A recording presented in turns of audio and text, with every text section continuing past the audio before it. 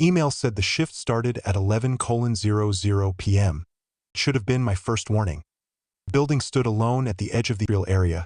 It's off except for a single glowing window on the top floor. Security guard at the gate didn't ask for my ID. He just looked at me, nodded once, and opened the gate as if he had been watching me for a long time. The air felt heavy. Not warm or cold. It hadn't moved in years. My job was receptionist. Sit at the desk. Monitor cameras. Answer the phone if it rang. The manager had explained everything very clearly during the interview. Never once smiling. Never once making eye contact. Or leaving. He had said one strange thing. If you hear footsteps behind you, don't turn around. I laughed it off at the time. I wasn't laughing anymore. The desk faced a long hallway. White walls.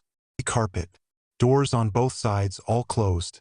Lights buzzed softly overhead, flickering just enough to make shadows twitch. At exactly a.m.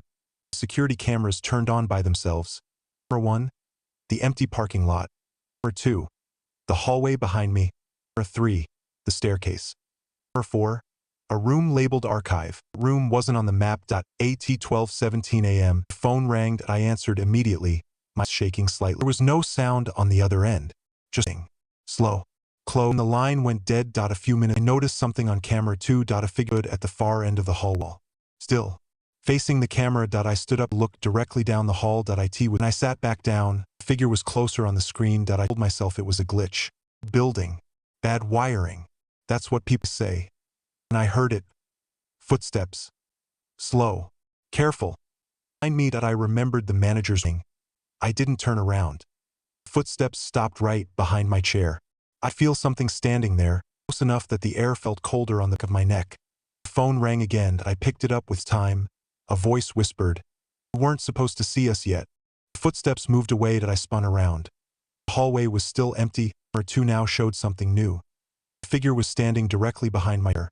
There was no reflection of it anywhere. At 1:03 a.m. The archive door appeared open on camera 4. I don't remember standing up. Suddenly I was in front of it. The room was filled with filing cabinets.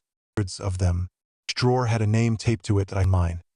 Inside was a folder. .my resume. .my form, and a photo of me sitting at a desk. Taken from behind. A date was written in red.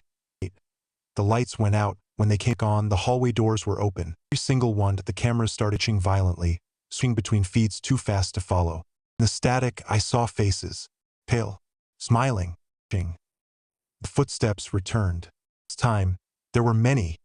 The phone rang one last time. I didn't want to hear it, but I did. "Congratulations," the voice said. "You're officially part of the night staff now." The lights shut off again. Morning came. The building looked. Police reports later said no one had worked for years. Sometimes, late at night, if you pass by a building, you can see a light on.